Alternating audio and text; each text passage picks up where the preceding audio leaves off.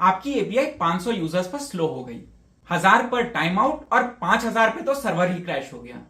आपने सोचा कोड में गलती होगी, लेकिन प्रॉब्लम कोड में नहीं, आर्किटेक्चर में थी। इस वीडियो में हम देखेंगे कि एक बेसिक एप्लीकेशन एक यूजर से 1 मिलियन यूजर्स तक कैसे स्केल होती है। मान लो आपने वीकेंड पे बैठकर एक फूड डिलीवरी ऐप बनाई, फ्रंट एंड एंगुलर या रिएक्ट में, और बैकएंड के लिए जावा या डॉटनेट में एक सॉलिड एपीआई लिख दी और इस ऐप का नाम रख दिया तड़का। लेकिन ये वीडियो टूल्स के लिस्ट की नहीं होगी, ये उस शिफ्ट की कहानी है जहां एक डेवलपर अपना डॉटनेट या एंगुलर का कोड लिखना बंद कर देता है और एक आर्किटेक्ट की तरह आने वाले फेलियर्स को प्रिडिक्ट करना चालू करता है। हम हर फेज में एक स्टेप आगे बढ़ेंगे और मैं आपसे पूछूंगा, अब सोचो आगे क्या प्रॉब्लम होगी। तो चलिए जीरो से शुरू करते हैं। पहले दिन हमारी ये तड़का ऐप दिखती कैसे है? सिंपल, एक सर्वर, उसी में आपकी डॉटनेट एप्लीकेशन, उसी में डेटाबेस और आगे NGINX, सब एक ही जगह। और मैं ये बात पहले ही क्लियर कर देता हूँ, ये सेटअप बिल्कुल परफेक्ट है। पहले दिन आपको स्केल नहीं, स्पीड चाहिए। तड़का का प्रोडक्ट मार्केट फिट हुआ भी है या नहीं, ये जाने बिना मल्टीपल सर्वर्स और लोड बैलेंसिंग सोचना ओवर इंजीनियरिंग होगी। लेकिन रुको और ये पॉइंट ध्यान से सुनना, सिंपल रखने का मतलब केयरलेस होना बिल्कुल नहीं है। पहले दिन भी कुछ ऐसी चीजें हैं जो आपको जरूर करनी चाहिए, और इनमें पहला है डेटाबेस इंडेक्सिंग। देखो, जिन कॉलम्स पर आप बार बार सर्च मारने वाले हो, चाहे वो यूजर आईडी हो या ऑर्डर स्टेटस, उन पे इंडेक्स लगा दो, क्योंकि बिना इंडेक्स के डीबी को एक एंट्री ढूंढने के लिए हर रोज स्कैन करनी पड़ती है। 10 रिकॉर्ड्स में तो पता भी नहीं चलेगा, लेकिन जब डेटा 10 लाख होगा ना, तब ये इंडेक्स ही तय करेंगे कि आपकी क्वेरी फास्ट चलेगी या सर्वर टाइम आउट मारेगा। दूसरा है environment separation, dev, staging, production, इनको अलग अलग रखो। सुनने में तो लगता है कि ये ऑब्वियस है, लेकिन यहाँ पे भी लोग गलती करते हैं। फिर आता है सीक्रेट्स मैनेजमेंट, एपीआई कीज और पासवर्ड्स को कोड में हार्ड कोड करने की गलती मत करना। आज प्राइवेट रेपो होगी, कल गलती से किसी ने स्क्रीनशॉट शेयर कर दिया या रेपो पब्लिक हो गई तो आपके क्रेडेंशियल्स गए। एक बार एनवायरनमेंट वेरिएबल सेट करने में कितना ही टाइम लगेगा, तो पहले दिन से एनवायरनमेंट वेरिएबल सेट करके रखो। और लास्ट चीज़ है बेसिक मॉनिटरिंग। इतना तो सेटअप कर ही लो कि अगर तड़का का सर्वर गिरे तो आपको तुरंत पता चले। अप टाइम रोबोट जैसा कोई टूल लगा लो, यानी सर्वर जिंदा है कि नहीं ये चेक करने के लिए सर्वर के बाहर से कोई मॉनिटर होना चाहिए, ताकि सर्वर रात को गिरे तो तुरंत अलर्ट आ जाए। और सुनो, ये सब छोटी चीज़ें लगती हैं, पर सच बताऊं, प्रोडक्शन में प्रॉब्लम्स इन्हीं जगह से शुरू होती है। आज इग्नोर करोगे, कल रात को 3 बजे यही चीजें आपको जगाएंगी। अब देखो, इस फेज में हमारे पास सिंगल पॉइंट ऑफ फेलियर है, मतलब सर्वर क्रैश हुआ तो सब गया। लेकिन 100 यूजर्स के लिए ये रिस्क एक्सेप्टेबल है। ठीक है, तड़का ऐप अब चलने लग गई, 1000 यूजर्स आ गए। तो अब देखो क्या हुआ, जो रिस्पॉन्स टाइम 200 मिलीसेकंड्स थी वो 2 सेकंड हो गई। सीपीयू स्पाइक मार रहा है और एपीआई टाइम आउट हो रही है। अब डिबगिंग पॉइंट ऑफ व्यू से सोचो, यहाँ एक्चुअली प्रॉब्लम क्या होगी। यहाँ हमारा पहला बॉटलनेक हिट हुआ। आपकी डॉटनेट ऐप और डेटाबेस एक ही मशीन के रिसोर्सेज के लिए आपस में लड़ रहे थे। ऐप को रैम चाहिए, डीबी को भी रैम चाहिए। एक घर में फैक्ट्री और ऑफिस दोनों चलाओगे तो दोनों सफर करेंगे। तो यहाँ आता है आपका पहला आर्किटेक्ट लेवल मूव, डेटाबेस को उठाओ और उसे एक अलग मशीन पे ले जाओ। तो इससे दोनों इंडिपेंडेंटली सांस लेने लगेंगे। हमने सीपीयू रैम का तो बॉटलनेक सॉल्व कर दिया। लेकिन रुको, अचानक एक नया एरर आने लग गया, टू मेनी कनेक्शंस। डीबी मर गया, ट्रैफिक तो उतना ही था। तो सोचो क्या हुआ होगा। ये इसलिए हुआ क्योंकि आपने कनेक्शन पूलिंग कॉन्फ़िगर नहीं की। डीबी हर नए कनेक्शन के लिए थोड़ी मेमोरी एलोकेट करता है और एक लिमिट के बाद डीबी की मेमोरी फुल हो जाती है और वो नए कनेक्शंस रिजेक्ट कर देता है। हर एपीआई कॉल पर नया कनेक्शन बनाना एक्सपेंसिव होता है। इसको ऐसे समझो, अगर ऑफिस में 50 एम्प्लॉयज़ हैं तो 50 कॉन्फ्रेंस रूम नहीं बनाते, 5 रूम बनाते हैं। जो फ्री है उसे यूज़ कर लो। यही कनेक्शन पूलिंग है। तो इससे बिना एक पैसा खर्च किए एक कॉन्फ़िगरेशन से डीबी स्टेबल हो जाएगा। अब डीबी अलग हो गया तो नेक्स्ट सवाल आता है कि ये नया डीबी किस टाइप का लोड हैंडल करेगा। यानी तड़का ऐप प्राइमरीली करती क्या है, रीड्स ज़्यादा हैं या राइट्स? देखो, मेनू ब्राउज करना और रेटिंग्स देखना रीड्स हैं और ये बहुत ज़्यादा होंगे। ऑर्डर प्लेस करना राइट्स हैं जो कंपैरेटिवली कम होंगे। और ये नेचर समझे बिना टेक्नोलॉजी चूज करना बेवकूफ़ी होगी। ये इनसाइट अभी सीड करके छोड़ देते हैं। फेज 3 में इसका पूरा हार्वेस्टिंग होगा जब हम रीड रेप्लिकास लाएंगे। अब कनेक्शन स्टेबल हैं, लेकिन यूजर्स धड़ाधड़ बढ़ रहे हैं। यहां लोग अक्सर वर्टिकल स्केलिंग करते हैं। वर्टिकल स्केलिंग मतलब सेम मशीन को और ताकतवर बना दो, जैसे 8 GB रैम को 32 GB कर देना। ये सुनने में सिंपल लगता है लेकिन वर्क भी करता है। स्टैक ओवरफ्लो ने सालों तक इसी से काम चलाया था। लेकिन वर्टिकल स्केलिंग की भी एक लिमिट है। एक वक्त के बाद मशीन को बड़ा करने की कॉस्ट आसमान छूने लगती है। और सबसे बड़ी बात, ये अभी भी एक ही मशीन है, डाउन टाइम रिस्क वही का वही है, और इससे हार्डवेयर लिमिट तो हिट होगी ही। ठीक है, और अब वो दिन आ गया। तड़का पर एक पॉपुलर फूड ब्लॉगर ने रिव्यू पोस्ट कर दिया। 3 घंटे में ट्रैफिक 10x हो गया और आपकी मशीन ने घुटने टेक दिए। सर्वर डाउन, ऑर्डर्स फेल और कस्टमर्स गाली देने लगे। अब वर्टिकल स्केलिंग का कोई ऑप्शन नहीं बचा। यहां से हमारा डिस्ट्रीब्यूटेड एरा शुरू होता है। अब तड़का का ट्रैफिक हजारों में है। एक बड़ी मशीन ने भी घुटने टेकना शुरू कर दिया।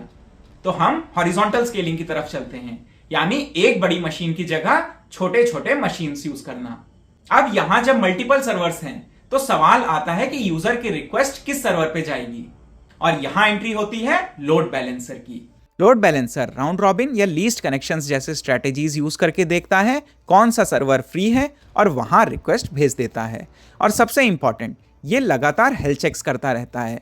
कोई सर्वर अनहेल्दी हुआ तो उसे तुरंत ट्रैफिक से बाहर निकाल देता है और यूजर को पता भी नहीं चलता। इसे इनविजिबल रिकवरी कहते हैं। लेकिन अब एक खतरनाक बग रिपोर्ट हुआ। एक यूजर ने तड़का पर लॉगिन किया, कार्ट में आइटम डाला और अचानक वो लॉग आउट हो गया।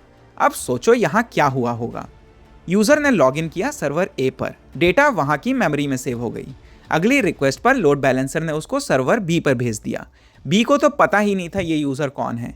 इसे ठीक करने के लिए ऐप्स को स्टेटलेस बनाना पड़ता है। स्टेटलेस मतलब आपकी ऐप किसी एक सर्वर की मेमोरी पे डिपेंड नहीं करेगी। इसको करने के 2 तरीके हैं और इन दोनों में फ़र्क समझना ज़रूरी है। पहला तरीका है JWT टोकन्स।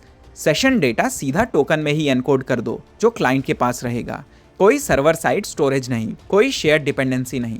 लेकिन ध्यान रखो, JWT में सेंसिटिव डेटा नहीं रखा जाता क्योंकि टोकन को कोई भी डिकोड कर सकता है और एक बार JWT इशू हो गया उसे रिवोक करना मुश्किल होता है जब तक आप एक ब्लैकलिस्ट नहीं रखते। तो दूसरा तरीका देखते हैं, Redis shared session store. Session data एक सेंट्रलाइज्ड रेडिस में स्टोर करो। कोई भी सर्वर उस सेशन को रेडिस से पढ़ सकता है। ये ज़्यादा सिक्योर है क्योंकि डेटा क्लाइंट के पास नहीं जाता। लेकिन इसमें एक नया डिपेंडेंसी ऐड होती है, रेडिस। तड़का के लिए हम रेडिस चूज करेंगे। क्यों? क्योंकि कार्ट में आइटम है, एड्रेस है, पेमेंट इन्फो है। ये सब सेंसिटिव डेटा है जो क्लाइंट के पास टोकन में नहीं भेजना चाहिए। अब कोई भी सर्वर किसी भी यूजर की रिक्वेस्ट हैंडल कर सकता है, तो हमारी ऐप स्टेटलेस हो गई।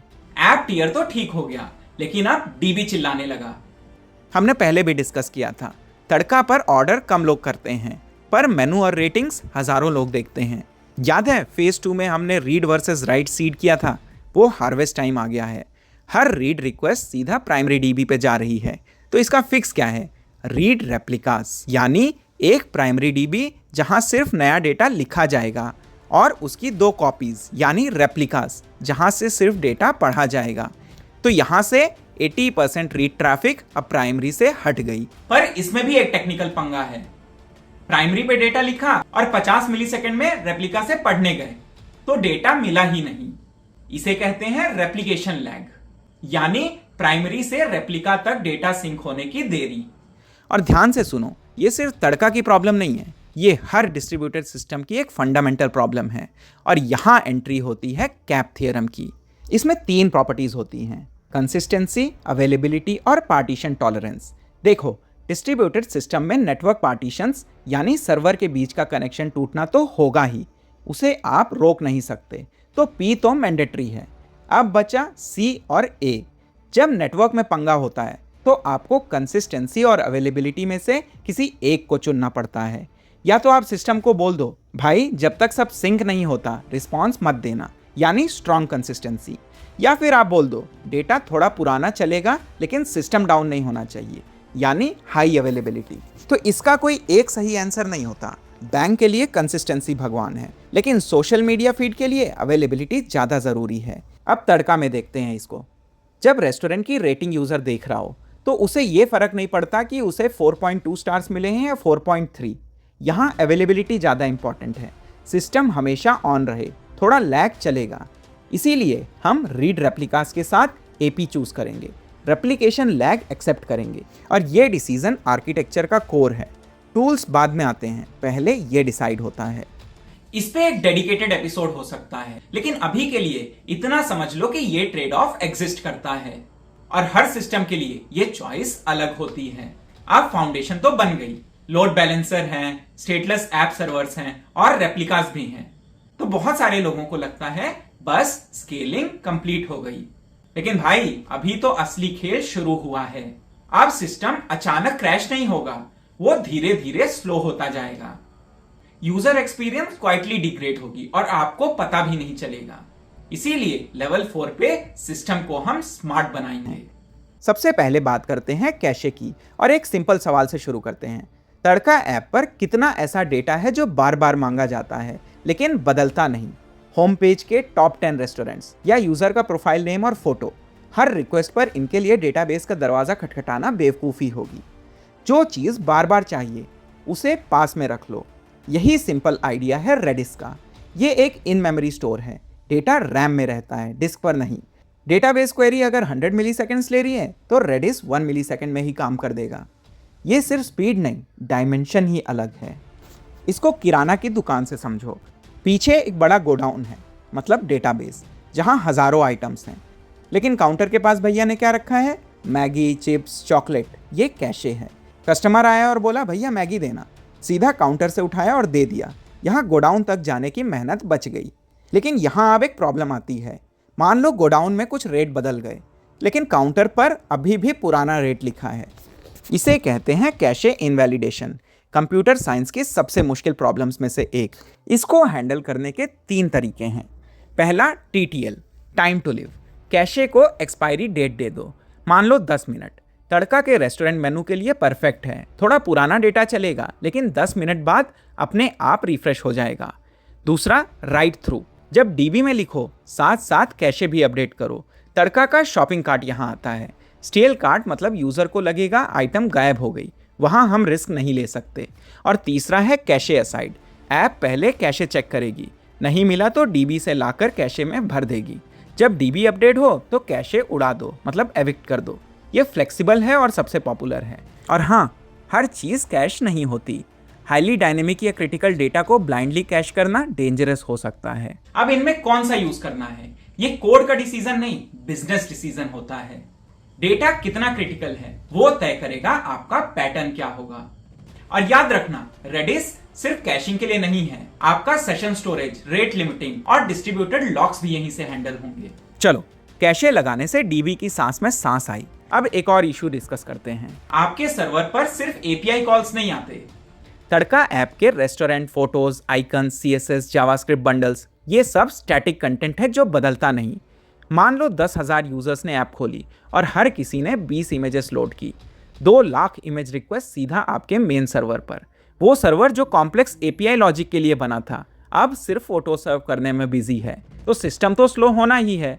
यहां आता है CDN, यानी कंटेंट डिलीवरी नेटवर्क। CDN क्या करता है? आपके कंटेंट की कॉपीज दुनिया भर के एज सर्वर्स पर रख देता है। Mumbai, Delhi, Singapore, London. इसको अमेजॉन का डिलीवरी मॉडल से समझो। अगर आप पुणे में हो और किताब ऑर्डर की जिसका वेयरहाउस सिर्फ दिल्ली में है तो 3 दिन लगेंगे। लेकिन अगर कंपनी ने पुणे के पास ही एक फुलफिलमेंट सेंटर खोल दिया तो किताब अगले दिन ही मिल जाएगी। CDN वही फुलफिलमेंट सेंटर है, कंटेंट को यूजर के एकदम पास लेके जाना। इससे 2 बड़े फायदे होते हैं। पहला, यूजर को इमेजेस इंस्टेंटली दिखती हैं, मतलब 0 लेटेंसी। और दूसरा, आपका ओरिजिन सर्वर अब फ्री है सिर्फ अपना असली API ट्रैफिक हैंडल करने के लिए। तो सिंपल रूल याद रखो, जो डेटा सबके लिए सेम है उसे CDN में डाल दो, और जो यूजर स्पेसिफिक है वही सिर्फ ओरिजिन सर्वर तक आना चाहिए। अब बात करते हैं उस कंसेप्ट की जो सिस्टम को सुपर हीरो बनाता है, मतलब मैसेज क्यूज। मान लो तड़का ऐप पर यूजर ने ऑर्डर प्लेस किया। अब आपको क्या क्या करना है? ऑर्डर सेव करना, रेस्टोरेंट को बताना, ईमेल भेजना, इनवॉइस जनरेट करना, एनालिटिक्स लॉग करना। लिस्ट बहुत लंबी है। क्या ये सब एक ही API रिक्वेस्ट के अंदर होना चाहिए? बिल्कुल नहीं। अगर ईमेल सर्विस डाउन हो गई तो क्या पूरा ऑर्डर फेल कर दोगे?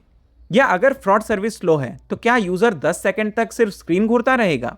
इसको एक बिजी सैटरडे इवनिंग वाले रेस्टोरेंट से समझो। कस्टमर कैशियर के पास गया, कैशियर ने ऑर्डर लिया और एक टिकट काटी और किचन की विंडो में चिपका दी। फिर आपको टोकन दिया और नेक्स्ट कस्टमर की तरफ बढ़ गया। कैशियर खाना बनाने नहीं बैठा, किचन अपने पेस पर काम कर रही है। अगर टोस्टर खराब भी है तो कैशियर का काम नहीं रुकता, ऑर्डर क्यू में वेट करता है। यही मैसेज क्यू का मैजिक है। टेक्निकली तड़का की एपीआई अब सिर्फ 2 काम करेगी, ऑर्डर डीबी में सेव करेगी और क्यू में एक इवेंट फेंक देगी, नया ऑर्डर आया है, आईडी नंबर 94821 समथिंग। बस यूजर को तुरंत मैसेज मिल गया, ऑर्डर प्लेस्ड। बाकी काम बैकग्राउंड में वर्कर्स संभाल लेंगे। ईमेल सर्विस रीस्टार्ट हो रही है, कोई टेंशन नहीं है, मैसेज क्यू में पड़ा है, बाद में प्रोसेस हो जाएगा। यूजर एक्सपीरियंस एकदम इंस्टेंट और स्मूथ। तो अब इसके लिए टूल्स कैसे चुनें? अगर मिलियंस ऑफ इवेंट्स पर सेकंड हैंडल करने हैं जैसे कोई बड़ी फिनटेक कंपनी, तो आपको अपैचे काफका उठाना चाहिए। लेकिन याद रखना, काफका सेटअप करना कॉम्प्लेक्स है। अगर लोड मॉडरेट हो तो RabbitMQ या मैनेज सर्विस जैसे Amazon SQS बेस्ट हैं। इसमें कोई ऑपरेशनल हेडेक नहीं होता। क्यू लगाने से थोड़ा कॉस्ट और कॉम्प्लेक्सिटी तो बढ़ती है, लेकिन 1 लाख से 10 लाख यूजर्स के स्केल पर यह कॉस्ट आंख बंद करके जस्टिफाई करती है। क्यू के साथ या किसी भी डिस्ट्रीब्यूटेड सिस्टम्स में जहां रिट्राइज पॉसिबल हैं, वहां एक कंसेप्ट आता है जो आपके सिस्टम को बुलेट प्रूफ बनाता है, और उस कंसेप्ट का नाम है आइडेम्पोटेंसी। नाम बहुत टेक्निकल और भारी लगता है, पर इसका कंसेप्ट बहुत सिंपल है। मान लो तड़का पर यूजर ने 550 का पेमेंट किया, रिक्वेस्ट सर्वर तक गई, पैसे कट गए, लेकिन नेटवर्क टाइम आउट की वजह से रिस्पॉन्स यूजर तक आया ही नहीं। ऐप पर दिख रहा है पेंडिंग। यूजर ने क्या किया? गुस्से में दोबारा पे बटन दबा दिया। अब सर्वर के पास सेम पेमेंट की 2 रिक्वेस्ट्स हैं। क्या आप 2 बार पैसे काटोगे? नहीं, बिल्कुल नहीं। आइडेम्पोटेंसी एंश्योर करता है कि आप सेम ऑपरेशन 1 बार करो या 1000 बार, रिजल्ट हमेशा सेम होगा, डुप्लीकेट पेमेंट नहीं कटेगी। तो ये काम कैसे करता है? क्लाइंट हर रिक्वेस्ट के साथ एक यूनिक आईडी भेजता है, आइडेम्पोटेंसी की। ये एक रैंडम यूयूआईडी होता है जो क्लाइंट जनरेट करता है, और ये बहुत इंपॉर्टेंट है।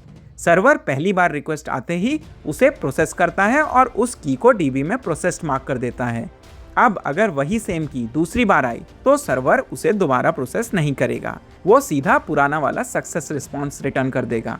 यूजर को लगेगा नया पेमेंट हुआ, लेकिन पीछे से सिस्टम ने डुप्लीकेट एंट्री रोक ली। और यही यूपीआई वाला मैजिक है। पेमेंट्स, ऑर्डर क्रिएशन या इन्वेंट्री अपडेट्स, जहां भी डुप्लीकेट डेटा डेंजर है, वहां आइडेम्पोटेंसी मैंडेटरी है। तो अब हमारी तड़का ऐप कैसे दिखती है? एक लोड बैलेंसर है जो ट्रैफिक को संभाल रहा है। मल्टीपल स्टेटलेस सर्वर्स हैं जो जरूरत पड़ने पर ऑटोमेटिकली स्केल हो सकते हैं। डेटाबेस अब अकेला नहीं, प्राइमरी राइट संभाल रहा है और रीड रेप्लिकास पूरा रीड लोड उठा रहे हैं। रेडिस कैशे की वजह से फ्रीक्वेंट डेटा अब डीबी तक नहीं जाता। सीडीएन ने स्टैटिक फाइल्स को यूजर के एकदम पास पहुंचा दिया। मैसेज क्यूज ने बैकग्राउंड टास्क को मेन फ्लो से अलग कर दिया ताकि सिस्टम कभी हैंग ना हो। और आइडेम्पोटेंसी ने इंश्योर किया कि चाहे नेटवर्क कितना भी खराब हो, डुप्लीकेट ऑपरेशंस कभी सिस्टम को तोड़ नहीं पाएंगे। ये है असली प्रोडक्शन आर्किटेक्चर। एग्जैक्ट टूल्स बदल सकते हैं, आप पोस्टग्रेस की जगह मोंगो यूज करो या काफका की जगह एसक्यूएस, लेकिन प्रिंसिपल्स वही रहेंगे जो जोमैटो, फ्लिपकार्ट या आईआरसीटी के तत्काल रश के पीछे काम करते हैं। जब कोई मुझसे कहता है सिस्टम स्केल करना है, मेरा पहला ध्यान कोड पर नहीं जाता, मैं पहले बिजनेस समझता हूँ। ट्रैफिक स्टेडी है या आईपीएल मैच की तरह स्पाइक्स आएंगे, सिस्टम रीड हैवी है या राइट हैवी, और सबसे इंपॉर्टेंट, डिजास्टर के वक्त कितना डेटा लूज करना हमें मंजूर है। इन सवालों के बिना इंफ्रास्ट्रक्चर डिजाइन करना अंधेरे में तीर मारने जैसा है। एक और कड़वा सच सुनो, टेक्नोलॉजी उतनी ही लाओ जितनी आपकी टीम संभाल सके। क्यूबरनेटिस लगाना आसान है, लेकिन 24/7 ऑन कॉल रहकर उसे मैनेज करना बहुत मुश्किल। इसीलिए मैं हमेशा कहता हूँ, डेवलपर फीचर डिलीवर करता है, लेकिन एक आर्किटेक्ट फ्यूचर फेलियर प्रेडिक्ट करता है। जोमैटो या फ्लिपकार्ट पहले दिन ऐसे नहीं दिखते थे, वो हजारों फेलियर्स और लेसन्स के बाद यहाँ तक पहुँचे हैं। पहले सिंपल रखिए, जब दर्द हो तब इवॉल्व करो, और गलत चीज़ स्केल करने से पहले सही बॉटलनेक पहचानो। यही है असली इंजीनियरिंग। तो आज हमने देखा एक सर्वर से शुरू हुई तड़का ऐप कैसे एक रोबोस्ट सिस्टम बन गई। डेटाबेस अलग किया ताकि रिसोर्सेज की लड़ाई खत्म हो। लोड बैलेंसर और स्टेटलेस सर्वर आए हॉरिजॉन्टल स्केलिंग के लिए। रीड रेप्लिकास ने डीबी का लोड कम किया। तो कैशे और सीडीएन ने परफॉर्मेंस को बूस्ट किया। क्यू ने बैकग्राउंड टास्क्स को संभाला और आइडेम्पोटेंसी ने अनरिलायबल नेटवर्क में भी सिस्टम को सेफ रखा। लेकिन स्केलिंग यहां खत्म नहीं होती, और भी एडवांस कंसेप्ट्स हैं, और अगर आपको वो भी सीखने हैं तो कमेंट्स में लिखो पेपर टू प्रोडक्शन। अगर ये वीडियो आपको हेल्पफुल लगी और ऐसे ही आपको सिस्टम डिजाइन सीखना है तो चैनल को सब्सक्राइब कर लीजिए। मिलते हैं अगले वीडियो में।